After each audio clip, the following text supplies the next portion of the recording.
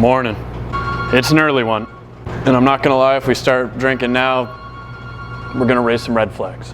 So before we start making cocktails, we're gonna make a cocktail. Grab the 40 Creek creme liqueur. That's gonna go right in your coffee. And then if you really want to derail your entire day, why don't we, Canadian Club. Now I'm not ready to talk about last game. I don't know why FIFA has it out for us, but it doesn't matter. Because today we're gonna talk about Canadian breakfast cocktails. And I'll be right back to do that, as long as Bear here can hold my drink. See ya.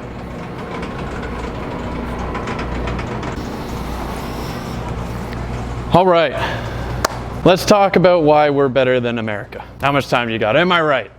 Number one, we're better at soccer. We coasted through World Cup qualifying, left them in the dust. Number two, we take off our shoes when we go into the house.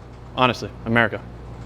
Number three, we took that cold tomato soup drink they made called a Bloody Mary and we turned it into a beautiful Caesar. So that's what we're gonna start with today. All we need is our little Collins glass here. You gotta start by rimming it. Are you kidding me? That's disgusting. That's not funny. So, I'm sorry. Generally, use celery salt, but I have a little secret of the pros. The roasted red pepper and garlic spice is delicious. Put it on anything. Put it on popcorn. There's no real rules. We get that going, fill it up with ice, and then traditionally this drink's made with vodka, but it's also common to use gin. We're gonna use gin today. It tastes better. I think it's just a better cocktail in general. And I'm gonna give you two options. So we have aviation gin. You can basically get this anywhere. It is an American gin, but it's made by Canadian icon Ryan Reynolds, and I think we can all agree, seems like a good guy. More importantly, loves Canada, and he loves footy. And because of that, we love him. We'll show him some appreciation by using his gin. Friend of the show.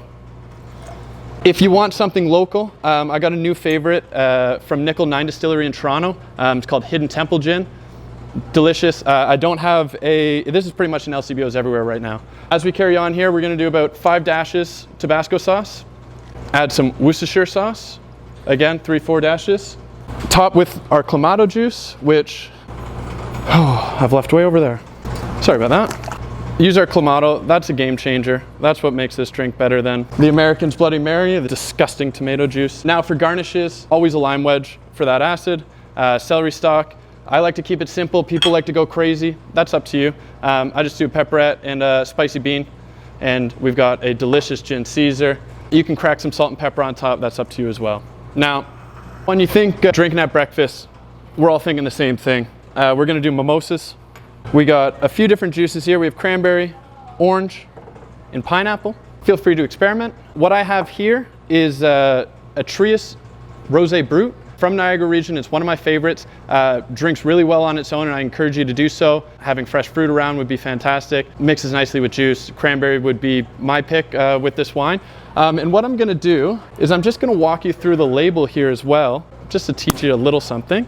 Right off the bat, you see traditional method traditional, which is always a welcome sign. It's the same method they use in Champagne, and because of its cost and labor, it basically is only viable for, expensive or nice sparkling wines. This is going to be about $25 at your LCBO, so decent price. Then you're going to see Brut, which you may wonder about that, talking about sweetness levels.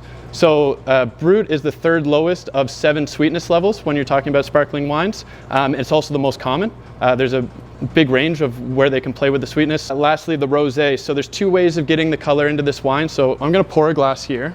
You'll see there's a pink tinge to it. Now, there's 2 ways of getting this color. The winemaker can choose to add about 15% of a still red wine to a sparkling product, or he can do something called the Sagny method, which basically, when you press the grapes, you leave the skins in for a short period of time, and then it bleeds the color from the grape skins into the wine before being removed. So like I said, fantastic drink on its own. That's how I'm gonna do it. If you choose to do the juices, that's up to you. And before I forget, we got one more beer. And I'm not going mystery bag today, because when we think Canadian beers, there's only one, and that's Molson Canadian.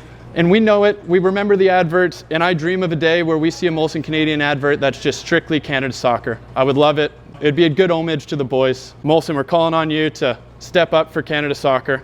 And I'm calling on you, Canada, to drink a bunch of beers, because we're going to need a hell of a result today to get out of the group. See you around 16. we'll see you in the round of 16.